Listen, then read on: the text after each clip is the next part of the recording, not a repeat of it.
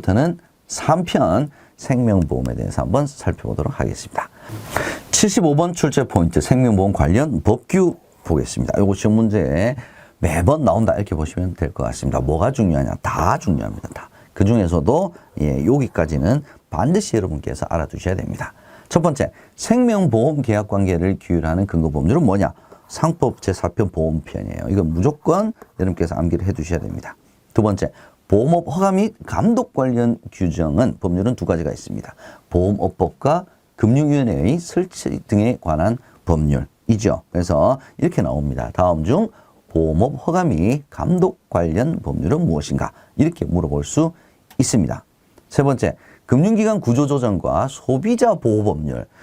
구조조정이라고 하는 것은 합병이 된다든지 허가 취소된다든지 이럴 수 있는 거죠. 그로 인해서 소비자가 피해를 볼 수도 있습니다. 그래서 보호법률 같이 나열이 되고 있습니다. 금융산업의 구조개선에 관한 법률 내지는 예금자 보호법 둘 다 같이 여러분께서 기억을 해 두시고요. 어떤 함정이 나올 수 있냐? 보험회사의 구조조정의 근거는 소비자 보호에 관한 법률이다. 이러면 얘는 틀린 오답이 되겠습니다. 보험회사의 공동행위에 관한 법률은 독점 규제 및 공정거래에 관한 법률입니다. 독점 규제 및 공정거래라고 하니까 보험회사의 불법행위에 관한 법, 불법행위 아닙니다. 공동행위입니다. 공동행위 여러분 기억을 해 두시고요. 변액보험은 자본시장과 금융투자업에 관한 법률 적용을 받고 있습니다. 추가적으로 보험계약과 관련하여 만약에 소송이 제기가 되었다 그러면 상법을 우선적으로 적용을 하고요. 보충적으로 민법을 적용을 합니다. 여기서는 어떤 함정이 출제가 되느냐? 형법을 적용한다. 이런 좀 어처구니 없는 함정이 나온 적이 있다는 점도 참고해 두시면 되겠습니다. 76번 출제 포인트 생명보험의 정의 보겠습니다.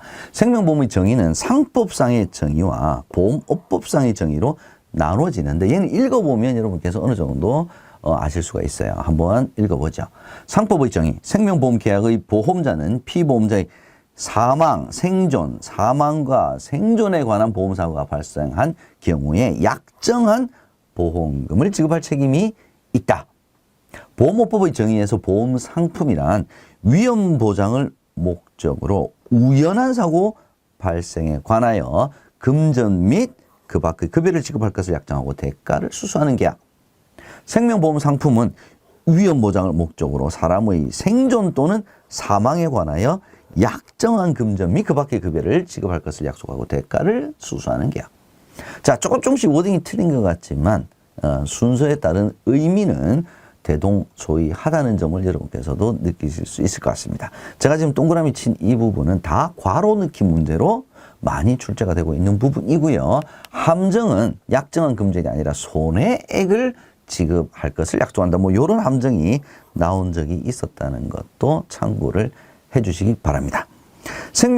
생명보험의 표준 약관은 상법 제4편 보험편을 토대로 작성이 되었고요. 상법의 규정보다 계약자의 권리를 확대하고 있습니다.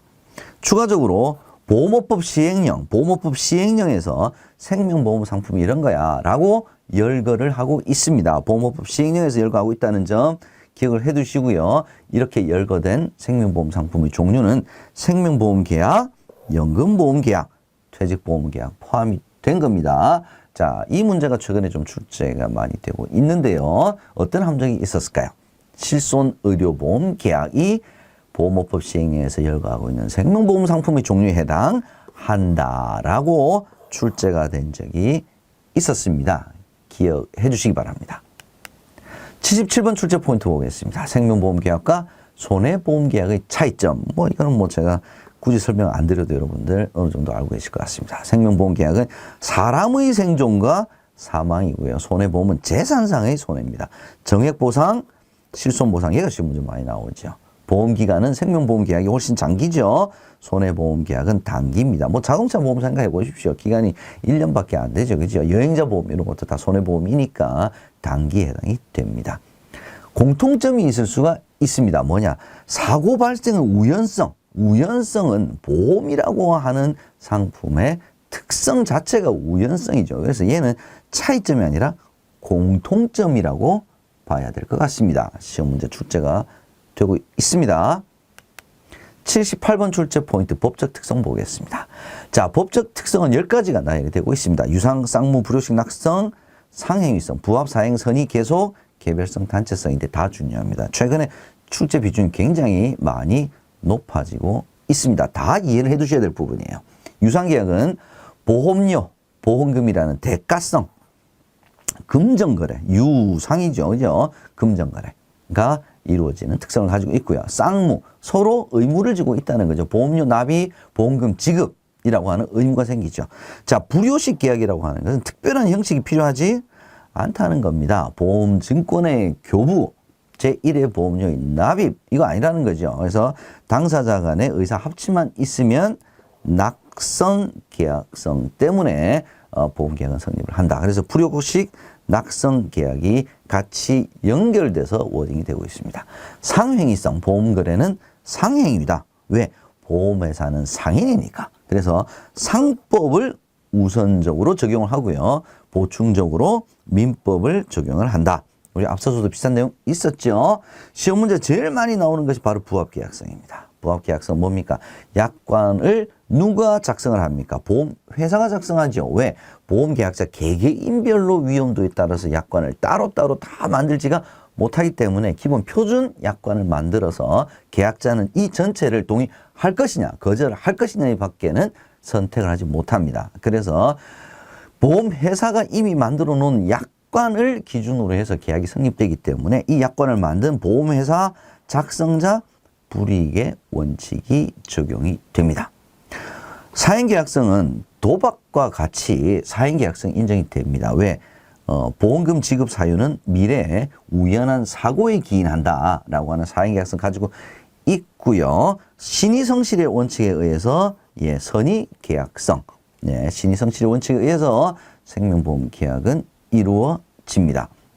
그래서 미리 보험 계약자에게 계약 전 알릴 의무, 즉 고지 의무라고 하는 의무가 부여가 되고 이 신의성실의 원칙을 어겨서 고지 의무를 위반했다. 그랬을 때는 보험회사에게는 보험계약을 해지하거나 보장을 제한할 수 있는 권리가 생기게 됩니다. 계속계약성, 개별성, 단체성 알아주시면 좋을 것 같고요. 다시 중요한 부분을 토대로 해서 여러분과 함께 복습해 보도록 하겠습니다. 제일 중요한 건 제가 부합계약성이라고 말씀드렸죠.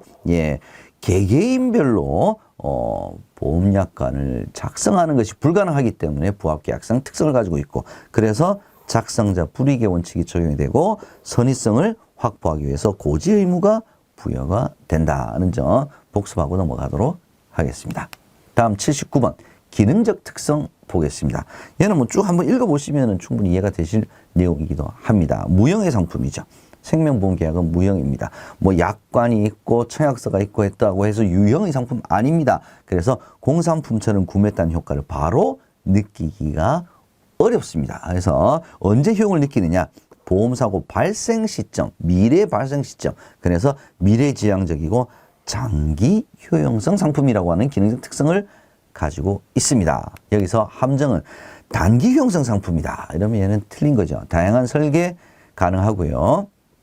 수요가 비자발적이에요. 자발적이지 않다는 거죠. 그래서 전문성을 갖춘 모집인이 권유 설명에 의해서 판매가 이루어지고 있습니다. 청약과 승낙 등 절차가 필요합니다. 자, 이 절차는 어떤 절차냐? 고지 의무, 건강진단, 언더라이팅과 같은 그러한 절차를 얘기하는 겁니다. 계약 후 관리가 필요합니다. 계약 이후에도 지속적인 보험계약에 대한 안내라든지 이런 것들이 필요하죠. 그래서 지속적인 정보가 제공되는 상품입니다. 계약 이후에는 정보가 제공되지 않는 상품이다. 이렇게 하면 틀린 내용이 되겠습니다.